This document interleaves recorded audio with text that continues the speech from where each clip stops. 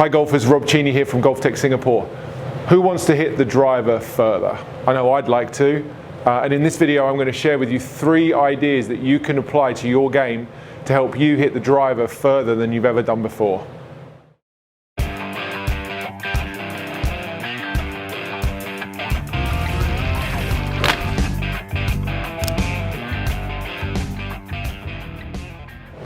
So the plan in this video is to try and apply these principles to my own driver swing.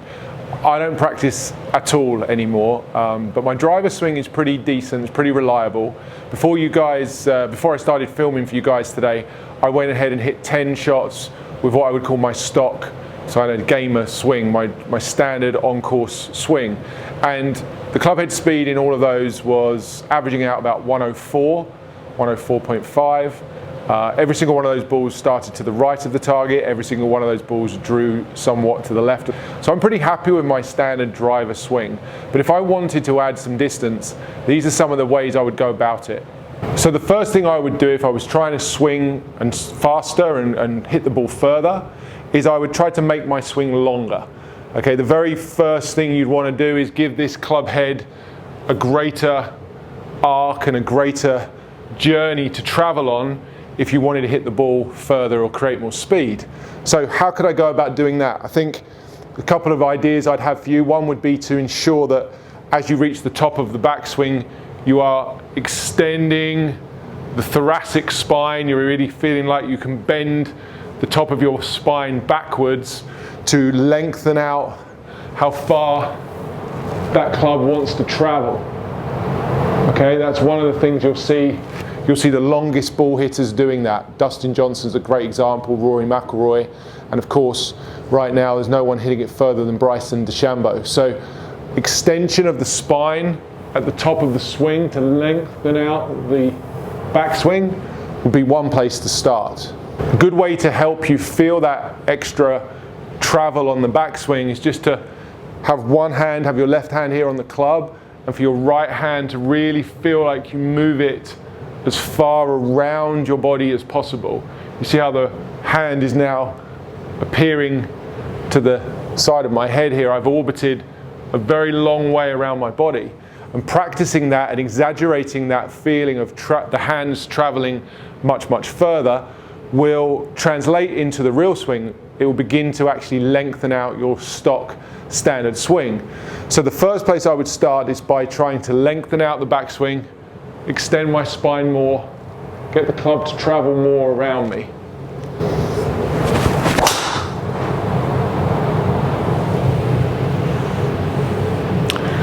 Okay, so that's the first attempt at the longer swing. The club head speed has immediately jumped up to 107, so that's 2 to 3 miles per hour faster just by lengthening out the swing. Total distance there is 294, the carry went up to 270. So immediately I've added 4 or 5 yards there of distance to my driver. I was still able to hit a nice draw, hit the center of the club face, which obviously helps. But yeah, just by making my swing longer, making the backswing longer through better extension, giving the club more travel, I was able to immediately add 3 miles an hour of club head speed. The second thing I would tell you to do if you wanted to hit the ball further is to swing faster. And as obvious as that might sound, it's very often overlooked. I see so many golfers swinging at a pace that they feel they can control, and obviously there's some logic to that, but they're limiting how far they could hit the ball because they're swinging too slowly. Contrary to what most golfers feel like they do, which is often tell me they swing too fast, they're really not swinging fast enough at all. So if you can imagine my standard, I already said my standard stock is about 104, 105 with the driver. If I was to practice swinging faster, just literally swinging faster, and getting that up to somewhere around 110 or 111, then my stock number, once I got back to the golf course, would start to rise gently from where it was before. So if my practicing swinging fast at 110, 111, I might be able to expect that 107, 108 became my normal on the golf course. And then as I kept pushing and progressing, I'd expect that just to continue. It's exactly what we're seeing Bryson doing right now at the moment. He's really pushing his numbers in practice. You may have seen this week he posted the first time he'd carried the ball over 400 yards. And he's really pushing himself in practice, increasing his speed, so that when he gets back to the golf course, even though he won't be swinging that fast, he'll have made enough of an improvement on his standard or his stock speed and his stock swing that he'll be producing more speed on the golf course. So let's try just to swing fast at this one without too much care for anything else. Slightly toe strike. Let's jump to 108. So again, immediately I'm 4 miles an hour quicker than my normal swing. Let's have one more go at that.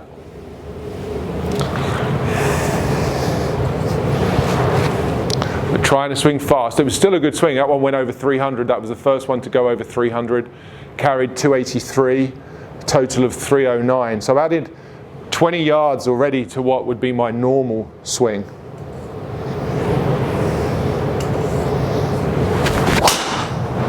That was pretty solid. It came out the middle. Ball speed's gone up to 155. That's another 108. 290 carry. 304 total. So just by trying to swing faster there, 2 swings, trying to swing faster, I've immediately added 4 miles an hour to both of those swings. Generated nearly 15 to 20 yards total distance increase just by trying to swing faster. And the evidence on those 2 balls is that neither of them were less accurate than my standard shot. That isn't to say that they might not become so if I just carried on doing that, but at the same time, I think people are scared of swinging faster. They refuse to swing faster because of the idea that swinging slower is going to make them more accurate. And whilst there's some logic to that, it doesn't always play out in the real world. I actually see faster swings equally as accurate or inaccurate, depending on your how you want to phrase it, but also sometimes you actually get more accurate by swinging faster. So not only are you sacrificing distance, you're also hitting the ball more offline by trying to swing slowly. So try to swing fast. Go and make 10 swings, swinging as fast as you possibly can, and then after that, if you can go back and measure your club head speed on a standard or a stock shot, and see what that's coming out at, I would expect that you will have increased your standard swing speed by a couple of miles per hour. Okay, so that one I tried to combine longer and faster. It's fastest swing of the day, 109, carried 290 something, didn't quite catch it on the way down, but again, another push draw, 311 total. Very happy with that. So that was my feeling of longer and faster. Club head speed, as I say, got to 109 there, which is the fastest one of the session. So clearly, I can do this if I want to. I could swing faster, I could increase the length of my swing, and both of those things are having a very positive effect on how far I can hit the ball. The third and final thing we're going to discuss in terms of hitting the ball far, or further than you currently do, is contact, centered contact. I'm going to use some face tape here that I'm going to stick on the driver. Also, we are using the GC Quad here, so I have got the fiducials on the face here of the TaylorMade sim driver that I'm using. So I'm going to get some face data from the GC Quad, but I'm also going to use face tape because a lot of you don't have access to Launch Monitor. You're not going to be able to necessarily get that data or that information back. You can all go and find yourself and purchase some face tape off the internet, particularly for the driver. We're talking about hitting the ball far today. Drive is the club that you'd want to do that with the most. So get yourself some face tape. I'm going to show you how you can make use of it in your practice sessions to hit the ball longer than you've ever done before. So hopefully you're all aware to some extent of the importance that strike makes to the distance your ball goes. It dramatically affects the ball speed if you miss the center of the face. So I'm going to hit a couple of shots here, and we're just going to look at where my club strikes the ball.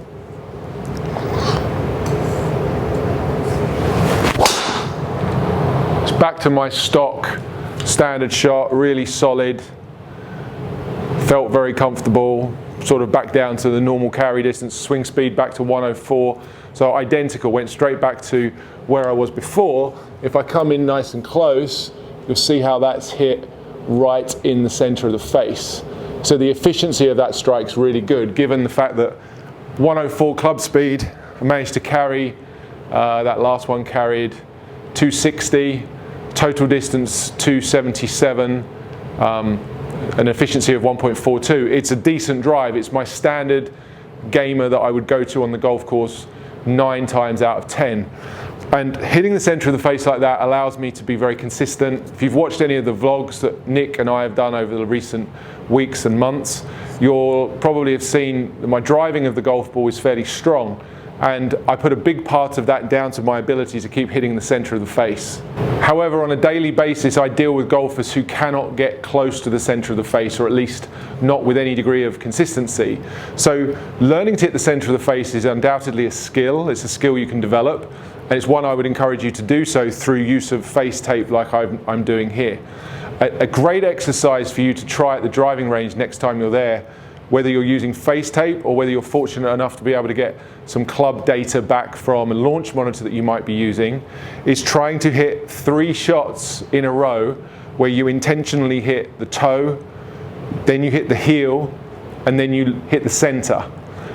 That's a great way of developing the skill of club head awareness, where that club head and that sweet spot are in space, and your ability to deliver that sweet spot as you want to in the center more often by understanding where the extreme ends of that spectrum are. So here I'm going to try and intentionally hit one off center, and we'll see what happens to the ball speed based on still trying to do my standard swing speed, but I'm trying to hit off the toe and see what happens to the ball speed and distance. Yeah, pretty similar swing, felt like my normal swing. Tried to hit that one towards the toe, which we did. Pretty good effort. I think you can see that. There we go. That one carried 237. Clubhead speed dropped a touch, so it was 102, so I lost a little bit of speed there trying to do that. But my ball speed dropped dramatically, and that one carried 236. That's about 30 yards less than it should have done. So that is not down to just the fact I swung a tiny bit slower on that one. It was almost exclusively down to the poor contact. Let's try and hit one out the heel now. Right out the heel. That was a horrible strike. That one's actually curved to the right. That one's pitched maybe 220. Once again, the club speed was 102, so I'm not quite at the same level of my normal swing. Ball speed dropped down to 139. That one carried 221. That is a massive 40 yards or more of loss of carry. You can see I got that one right in the heel there. So there's the 3 attempts to hit. I hit the center to start with, then the toe, and then the heel. The ability to do that will begin to define you as a better player. I promise you that the best players I come across have much better awareness of where that club head is in space and where the club face is than higher handicap golfers. I think it's a skill that pretty much defines the better players as better players. I know that I'm lucky enough, having hit so many balls in the course of my life, that I've developed a feeling and a skill and an awareness in my hands that I can do that. Maybe what that was first take. I wouldn't necessarily always do it that accurately, but I think there's a sign there, given that I never practice my golf at all, that I can go ahead and perform that demonstration in one take, shows that I have good club head awareness. If you want to get better, if you want to improve as a golfer, hitting the center of the face with your driver is a great place to start. Okay, so that's 3 separate ideas in terms of how you can add distance to your driver. All 3 of them on their own are very valid, but wouldn't be much of a video and wouldn't be much of an ending unless I tried to put all 3 of those things together.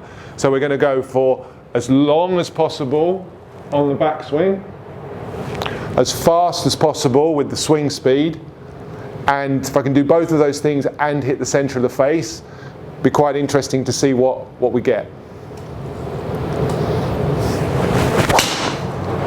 I feel like I got the first 2. Kind of feel like the strike was a tiny bit towards the heel. So I've lost some ball speed there. That's one's just gone just over 300. My swing speed was at 109, so that was definitely longer. I'm going to make a guess that that was closer to the heel, which is why I lost some ball speed. Yeah, a little bit low and a little bit towards the heel. Let's try again.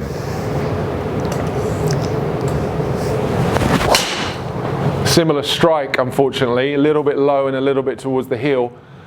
Very straight, slight draw, but again, lost a bit of ball speed because of that strike.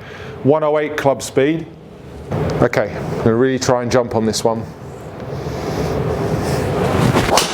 That was a better strike and a pretty nice shot. Club speed at 109, carry with 290. Okay, I've got to get one into the 110s. Got to get one up there. One of the things I find the hardest to do is to make my swing longer. I'm so used to where my swing feels like it should finish that making it longer is quite a challenge. That was a pretty good one. Nice strike. What do we get? 110 on the swing speed. Yeah, 110 on the swing speed, 300 yard total, slightly mishit it, just got it a touch low on the face. There you go, it's good, some really good practical ideas that you can take to the driving range and try to train yourself to hit the ball further than you currently do. And this is the thing, you have to train to do it. This isn't something that just miraculously, magically happens. You look at what Bryson's doing right now, there's no doubt in my mind he is training specifically to swing faster. Some people love it, I certainly do. Some people are less of a fan. But at the end of the day, he's training to get faster, and you can do the same thing too. Okay guys, I really hope you found that video useful. I'm just going to take a look at the data. Just going to go through a little bit of what I noticed in terms of what changed there through my attempts to swing longer, to swing faster, and to hit different points on the face. And we'll have a look and see what we come out with. Okay, so taking a look at the comparison here, we've got the driver being listed as my standard or stock shot. Then we've got the blue being longer, the longer backswing, yellow being the faster swing, and the orange trying to put all of those together.